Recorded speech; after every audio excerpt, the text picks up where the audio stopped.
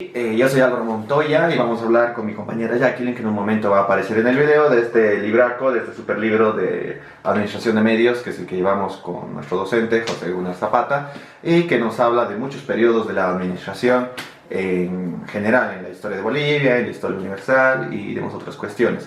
A nosotros, a Jacqueline y a mí, nos ha tocado hablar de la administración en la etapa medieval, ¿no? En la etapa medieval que se ha dado más en Europa y todas esas cosas.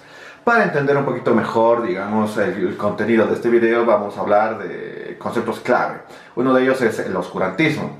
Entonces se dice que esta etapa del oscurantismo que se ha dado en el medioevo o Edad Media hace referencia a que muchas de las ciencias se han ido atrasando o han dejado de desarrollarse debido a la preponderancia extrema que tenía la Iglesia Católica esas veces. O sea, recordemos la cantidad de cruzadas que han llegado a desarrollar solamente, o sea, que querían, porque podían y porque obviamente hay preceptos políticos, ideológicos, religiosos detrás de eso, pero básicamente podían mover a toda Europa para entrar en una guerra.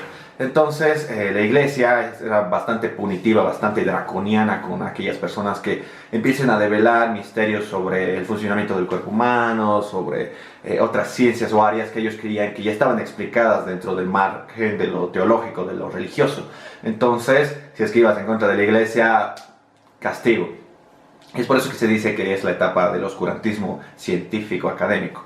Sin embargo, han existido, las primeras universidades han comenzado a formar en Europa, por ejemplo la Universidad de Bolonia, la de Sorbona de París, la iglesia la Universidad de Salamanca, perdón, en España y demás. Entonces ha comenzado a surgir también los primeros espacios académicos de reflexión y de avance, ¿no? De perpetuidad. Y posteriormente, ya para el Renacimiento, van a comenzar a resarcir, a recuperar todos los elementos que ya habían sido trabajados por los griegos y por los romanos, y va a comenzar el Renacimiento, la resignificación de eso. Pero falta para eso, falta, no se emocionen.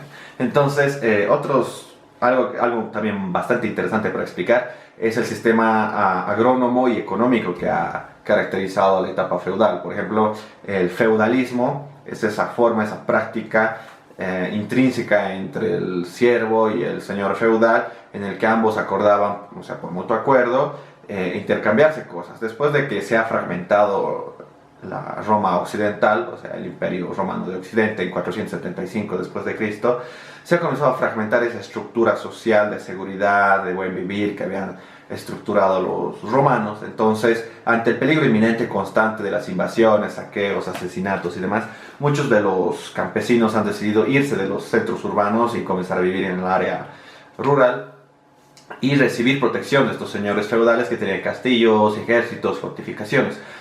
¿Qué tenían que dar a cambio de la seguridad? Parte de su siembra, parte de su trabajo en especie. Entonces ellos vivían colindantes al castillo, a la fortaleza del señor, le pagaban en sustancias, aparte de lo que cosechaban, parte de lo que trabajaban, y él les brindaba seguridad. Entonces se ha hecho este contrato bilateral, por así decirlo, entre el señor feudal y sus vasallos, ¿no? Dentro de los vasallos, o sea, el concepto de vasallaje, existen dos tipos. El que, por ejemplo, los llanos, que eran personas libres, completamente independientes, y los siervos, que dependían de los señores feudales en todo sentido. Entonces, aquí se acuña también uno de los conceptos más significantes y un poco desvariados que no es analizado etimológicamente por muchas personas, y nace el término villano, ¿no? Villano era aquel llano que se iba a vivir lejos de los centros o de las fortalezas, y entonces vivían en villas. Y obviamente eran personas que no tenían, digamos, la capacidad intelectual, por así decirlo, o la oportunidad de estudiar, ni de tener los modales que se habían tenido, por ejemplo, la nobleza. Entonces, al decirle villano a alguien, estabas creando un concepto peyorativo en el que tú explicabas que esa persona no tenía modales, no tenía el concepto de honor que tenía la nobleza y todas esas cuestiones negativas. Entonces ahí se crea el concepto de villano. Y algo también importante es el concepto de la economía, ¿no? Cómo era artesanal, cómo es la economía. Esas veces era muy simple, muchas veces de trueque, porque no había una moneda nacional que logre, digamos, estandarizar los intercambios comerciales en los países, porque no existía un poder central, sino que estaba bastante fragmentado, y el rey, que era el que en teoría gobernaba, tenía muchas veces que hacer tratos con la que iba a surgir en la Alta Edad Media, la burguesía, o con los señores feudales, ¿no? Para que ellos lo ayuden en detrimento, no en detrimento de su poder, sino en pro de algunas de las ventajas que le ofrecía el rey a los nobles. Entonces, esta etapa va a ser continuada por mi compañera Jacqueline, que enseguida va a aparecer en escena. Y bueno, yo me despido y gracias por la atención. La Edad Media se divide en 3 etapas: la temprana Edad Media, la Alta Edad Media y la Baja Edad Media.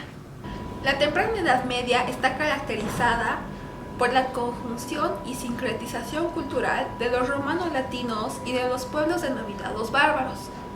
Otra característica de esta etapa es que las monarquías empezaron a formarse en el sistema feudal. En la Alta Edad Media, el sistema feudal sentó sus bases en la agricultura.